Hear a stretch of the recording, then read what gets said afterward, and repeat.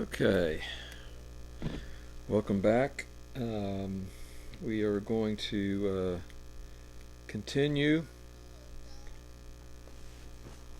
our discussion on mechanical testing methods. Now, this is technically video 7, although this says video 6. I want to go back to this last one because this, I think, got cut off towards the bottom of the slide. You may not have got to see some of this, so we'll go back and talk about this because we're going to allude to this in our discussion on impact testing here in a moment.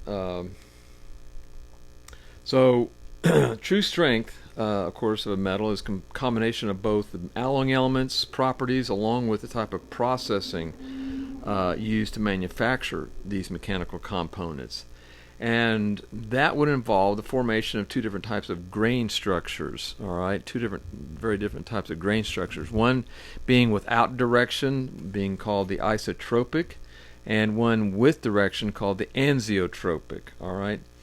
And you can see the isotropic is more of sort of a what we call equiax type grains. They're all kind of basically the same size. These are 3 grains, and they're kind of good universally in all directions, but just good as far as strength capacities go and some of their stress values. But anesiotropic is where you really get the advantage of directional patterns, which gives you a much stronger value in some of these areas. And so you can see here that these grains now are stretched and have a direction you kind of going this way. So that's anesiotropic, and that's usually a much better, stronger, tougher manufacturing process resulting in this kind of grain structure. So you get the anesiotropic grain patterns primarily from operations similar to like we call bulk formation, bulk deformation processing, but forging is one of them, rolling is another, bending is another, etc., etc. And then casting is another one of those, but that's isotropic, all right, another process. So the casting gives up this isotropic kind of grain structure, whereas forging or bulk deformation processing methods are going to give you an anesiotropic, okay? So, all right, so I just wanted to clear that up because we are going to talk about this with respect to the impact test and the data being derived from impact testing. So let me remove this and we will continue now officially. Of course, again, video 7.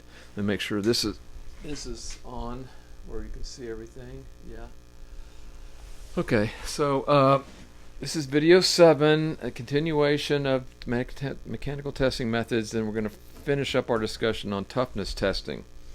All right, so we talked about the actual device and the machine, and I brought this up, and you got to see, here's the hammer and this pendulum swinging, and obviously impacting this with the impact load / a shock type of load. And here is this analog dial here, and we're going to talk about what that represents here. The basic measurement of toughness from this impact test is the actual fracture response of the impact specimen in terms of the absorbed fracture energy. And I showed you this specimen here that didn't quite break. It was a very tough material. But the change here is going to be in the potential energy of the impacting head or hammer from before impact to after the impact, which is determined via a calibrated dial. And then again, here's obviously that calibrated dial right here, okay? And that measures the total energy absorbed in the breaking of that specimen, okay? So this is what we're measuring, okay? From potential energy before it breaks to after it breaks, vis-a-vis through the head or hammer swinging on that pendulum. Okay, now kind of going to lower the boom on you a little bit here, so to speak, kind of play on words with respect to toughness impact testing, but you need to be aware of this because, as I said, we call these values notch toughness values because, again, we have these specimens that have this little notch cut in them, these little 45-degree chamfer notch in them. So these notch toughness values derived from these test data okay, that you read off of that dial, which is foot-pounds energy, essentially, um, cannot, I emphasize cannot, be used directly in engineering design calculations. And it's partly due because, we have different types of temperatures, we have different kinds of service conditions, we have different kinds of manufacturing processes. So really they become significant for design only when they are correlated with a particular kind of structure, a particular kind of service, or when they're used to compare just different materials. In other words, this alloy of steel compared to another alloy of steel, like I was showing you on this head stud here, and what that might result in as far as a ductile or brittle resulting in the failure there. So they're only significant when you can just compare them with other materials, or if there's some kind of a specific structure with a particular kind of service that's documented. Okay, so just be aware of that. These just kind of give you an idea what that capability, what the absorption capability of this material is. Can't really use it in specific engineering design calculations without correlating, like I said, temperatures, manufacturing processes, the azeotropic versus isotropic, etc., etc. Okay, now the notch toughness, which can be considered at face value as a way to measure how a material responds to impact or shock loading, is not a completely quantifiable property. Again, because there's so many variances on how this thing potentially will be used in service. And so most tests do not indicate how a part will perform in service and yield only relative values to compare various materials with. Okay, so it's just a comparative. You really can't use this vis-a-vis in some toughness calculations on what this component might have. So there are devices that come with, or you can design your own fixturing elements, fixturing devices that you can actually put stuff in and be able to then test the actual component. So fixturing finished components is possible with some of these Sharpie IZOD impact testing machines, and that would obviously result in a much better performance standards and/or criteria. Okay, so just to want to make understand that these values that you get are just a comparative value just on the material itself, and you have to really look at the true strength of a material in that component to see whether or not it's going to hold up in an impact shock loading type of a situation. Okay, so that's what this is all about. I wanted to show you a couple other things here. I'm going to get into this a little bit more when we start talking about those design properties for materials. When we get into toughness, I'm going to define that a little bit. But this just to kind of give you an idea. Ductile versus brittle failures. You can see here a lot of necking down going on here. So that's very large, very ductile. This might represent something like a polymer or plastic.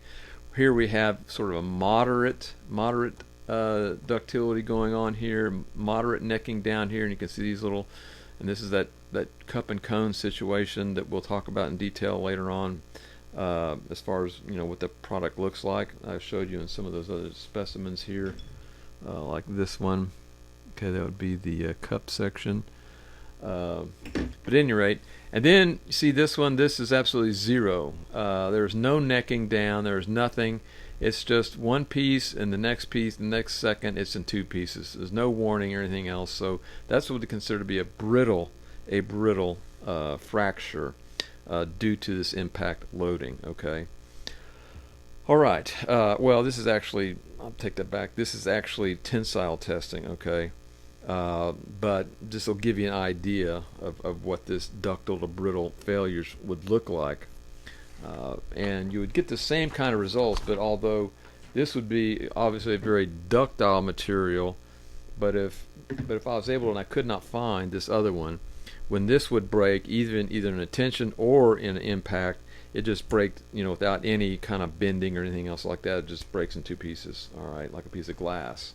So that's that. And this just kind of shows you a little bit about the specifics of that. Let me see if I can zoom in here a little bit for you. This is going to show you the specifics about this test.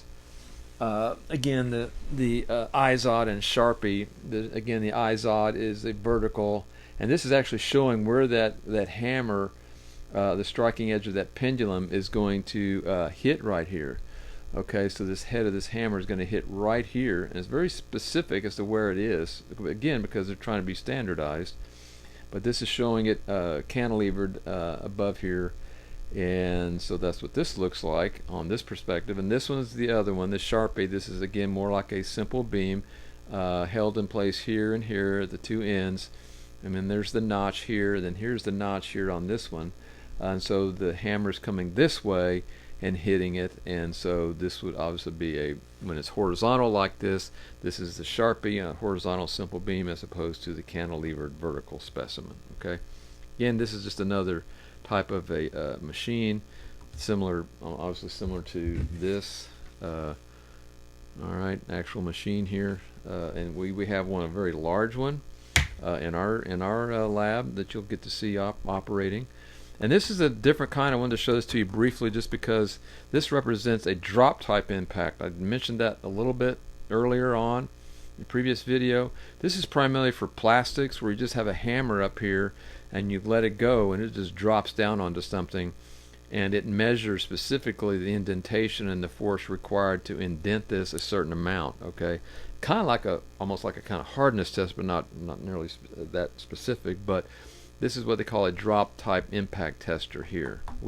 Unfortunately we don't have one of these in our particular lab. But okay, well, that will wrap up this section on mechanical testing methods with video 7 here, board number 3, and then we will have our little quiz sometime next week, and I'll give you the specifics on that vis-a-vis a email here, probably today, and let you know how we're going to handle that. Okay, so we will talk to you and hopefully see you sometime next week.